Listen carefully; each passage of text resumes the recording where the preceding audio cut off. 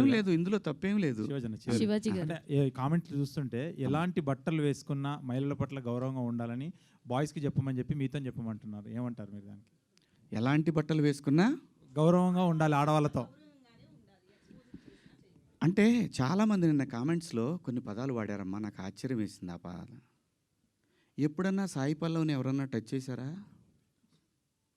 ఎప్పుడన్నా అనుష్కని ఎవరన్నా టచ్ చేశారా? ఎప్పుడన్నా సౌందర్య గారిని ఎవరన్నా టచ్ చేసిన సందర్భాలు విన్నామా?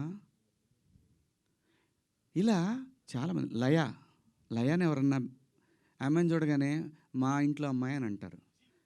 ఆవిడ మీరా జాస్మిన్ నిండుగా, మలయాళీస్ అందరు కూడా బయట నిండుగా శారీస్ కట్టుకొని వస్తారు. నేను మిమ్మల్ని అందరు అమ్మ దండం పెడతా, మీరు ఎట్టొచ్చినా మీ ఇష్టం, నాకు సంబంధం లేదు.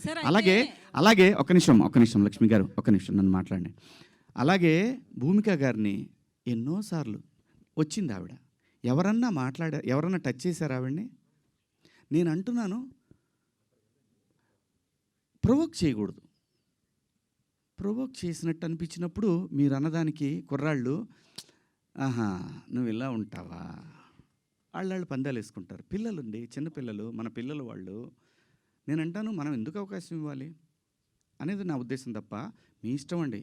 మీరు బట్టలు వేసుకున్నా, ఇంకా మంచి బట్టలు వేసుకున్నా, ఆ తర్వాత మీ ఇష్టం, మీ ఫ్యామిలీ.